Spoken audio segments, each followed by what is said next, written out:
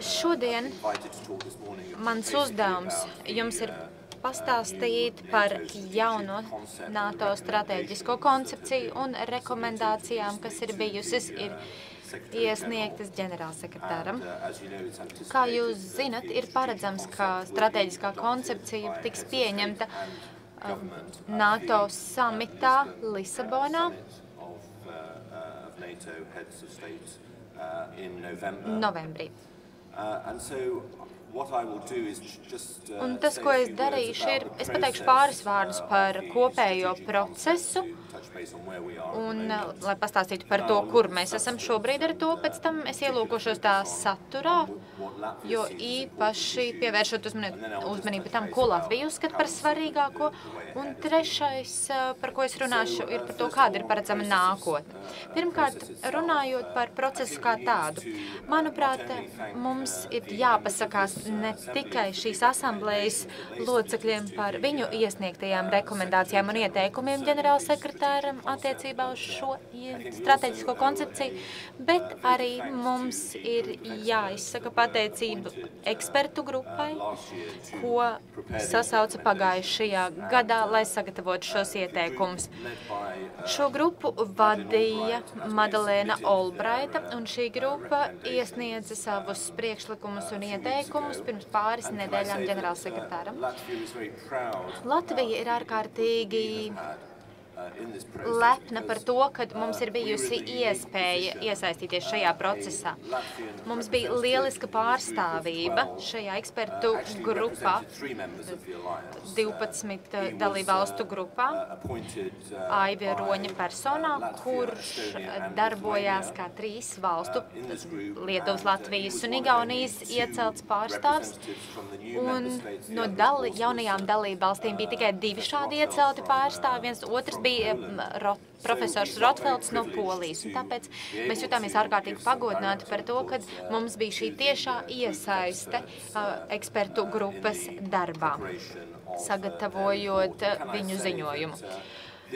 Jānorāda arī tas, ka šis piemērs Baltijas valstu sadarbībai ir viens no daudzajiem piemēriem mūsu ciešai sadarbībai aizsardzības un drošības jomā reģionā starp Latviju, Lietuvu un Igauniju.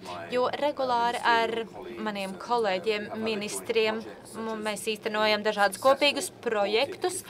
Mums ir veiksmīgi izveidota Baltijas aizsardzības koledža. Mums ir notiek mācības Tartu universitātē. Mums ir kopīgas konsultācijas Baltijas gaisa telpas uzraudzīšanā.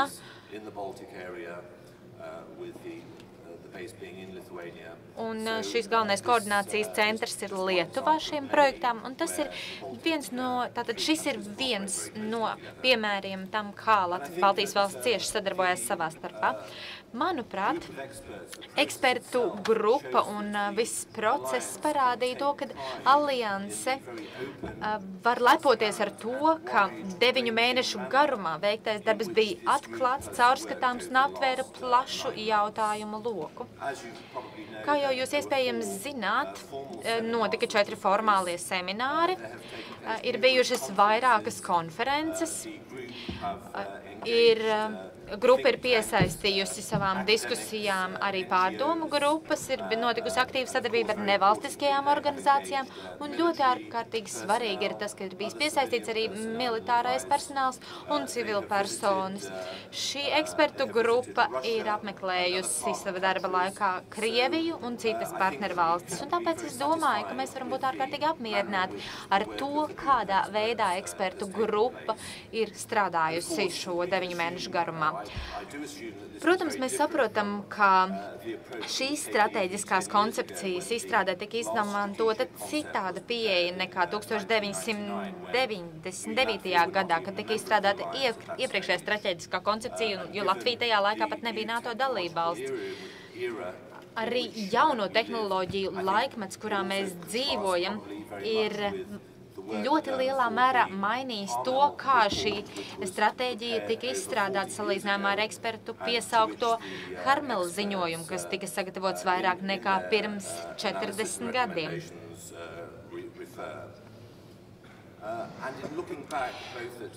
Lūkojoties pagātnē un ņemot vērā Harmelas ziņojumā, kā arī 99. gadā izstrādātajā strateģiskajā koncepcijā iekļautos principus, eksperti ir uzlūkojuši jaunajos pēdējā desmitgadē radušos draudus, kā arī aspektus, kas ir minēti Harmela ziņojumā un iepriekšējā strateģiskajā koncepcijā.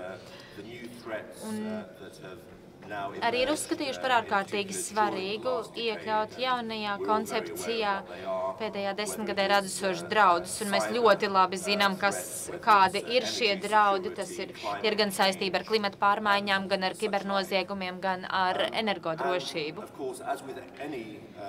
Un kā jau ik viens strateģiskais dokuments, arī šī strateģiskā koncepcija izvērtē turpmākajā desmitgadē iespējamos draudus aliansei. Es runāšu par to, kā mēs uztveram mūsu bruņoto spēku nākotnes lomu, nodrošinot nacionālas un NATO uzdevumus. Es labprāt atbildēšu uz jūsu jautājumiem un arī atzīmēšu jūsu komentārus pēc manas uzrunas. Un tagad es gribētu pāriet pie pirmā jautājuma.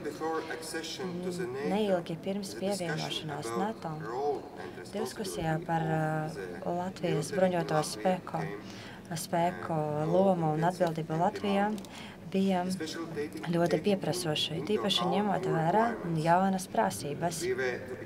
Mums bija jākļūst par kolektīvas drošības un aizsardzības sistēmas daļu un kļūt nevis par drošības lietotāju, bet par aktīvu drošības piegādātāju vai nodrošinātāju.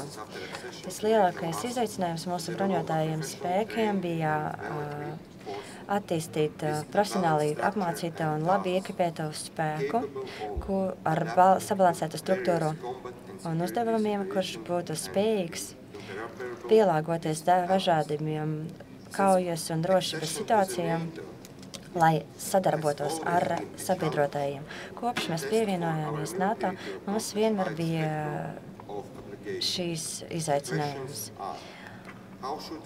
Jautājumi ir, kā mums ir jāorganizē mūsu bruņotie spēki, lai mēs varētu pildīt plašu virkni uzdevumu un kā bruņoties spēku spējas var būt izmantotas, lai pildītu gan nacionālas, gan kolektīvas drošības uzdevumus. Esmu pārliecināts, ka šie divi jautājumi ir ne tikai politiskas un militāras vadības Latvijas prātos, bet ir arī ļoti svarīgi jautājumi citās NATO dalībvalstīs. Kad runājam par to, kas ir jāsasniedz, tad itin bieži definīcijas attiecās uz valdībām, valstīm vai sektoriem, nozarēm, bet cilvēka dimensija vai cilvēciskā dimensija te pietrūkst. Un tāpēc es pildīgi piekrītu, ka mums vajag virzīties uz priekšu, ne tikai atzīstot, ka cilvēka drošība ir svarīga, bet arī nākot klajā ar stratēģiem un politikām, kā nodrošināt cilvēku individu drošību. Un tāpēc te atgriežos pie šī globālā un lokālā līmeņa, vietējā līmeņa.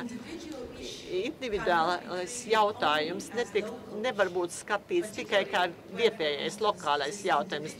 Ir īpaši, ja šis individs vai individu grupa saskarās ar ārējiem draugiem vai reģionāliem konfliktiem, jums uzreiz parādās, kā saka, ārpuses zona vai ārpuses draudi un riski.